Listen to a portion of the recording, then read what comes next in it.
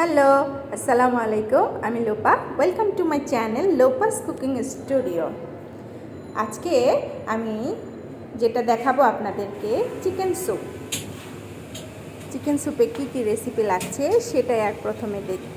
এখানে নিয়েছি পেঁয়াজ কুচি, রসুন কুচি, আদা কুচি, দারচিনি, এলাচ, তেজপাতা, কাঁচামরিচ, এই সব কিছু আমি ব্লেন্ড করব। আর এদিকে মাংসের টুকরাগুলো ছোট ছোট করে কেটে থেতো করে নিয়েছি। ব্লেন্ডারে এখন আমি পেঁয়াজ কুচি,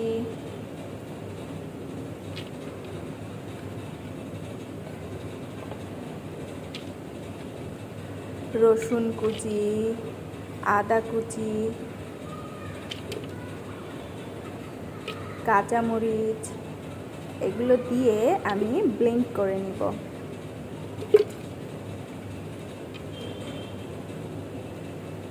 আর এটাতে আমার লাগছে স্যুপটিতে পাউরুটি। আমি সামান্য পাউরুটি দুধ দিয়ে ভিজিয়ে রেখেছি।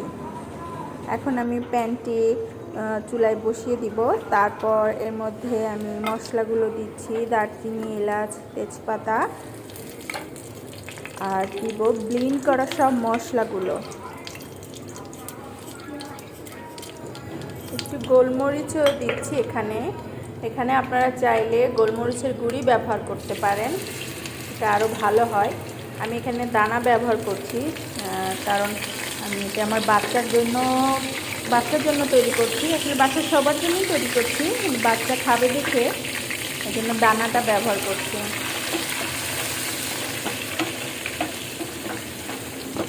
তারপর একটু মশলাটাকে কষিয়ে নিব ভালোভাবে। এখন মাংসগুলো দিয়ে দিচ্ছি। মাংসগুলো আসলে ছোট ছোট করে কেটে নিয়েছি এবং থেতো করে নিয়েছি। থেতো করলে খুব ভালো হয় স্যুপে দিয়ে। এখন ধনে গুঁড়া আর জিরা গুঁড়া দিয়ে দিচ্ছি। খুবই সিম্পল একটা রেসিপি। সামান্য টেস্ট অনুযায়ী লবণ দিচ্ছি।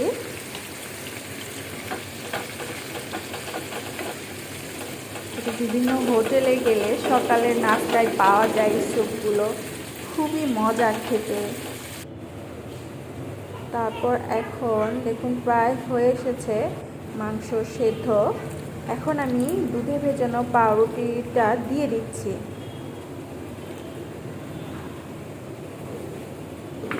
দেওয়ার পরে ভালোভাবে এটাকে নাড়াচাড়া করব এবং বেশ জোরে জাল দিয়ে এটাকে সেদ্ধ করে নিব।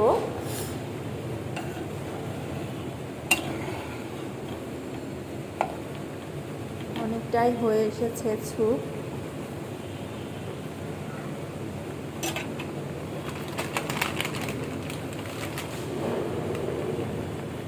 নামানোর আগে একটু স্বাদ অনুযায়ী চিনি ব্যবহার করছি, আপনারা আপনাদের মতো করেই ব্যবহার করবেন। এখন দিচ্ছি কাঁচামরিচটা শুধুই এখানে ফ্লেভারের জন্য। আর দেব ঘিয়ের ফ্লেভার তো অসাধারণ, এটা আমরা সবাই জানি। আমার এটি প্রায় হয়ে এসেছে।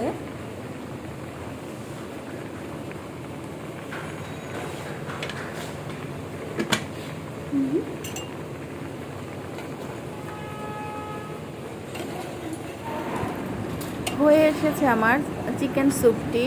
আসলে মাংসটা থেতো করা ছিল, এটি বেশি সময় লাগে না। আমি এখানে ফার্মের মুরগি নিয়েছি, আপনারা চাইলে দেশি মুরগি নিতে পারেন, আর এটি দেশি মুরগিতেই বেশি টেস্ট হয়।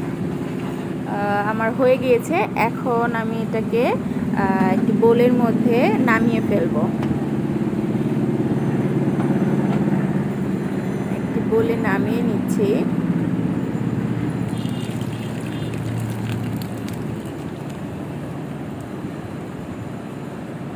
উপরে ঘিটা ভেসে উঠেছে, দেখতে চমৎকার লাগছে স্যুপটি।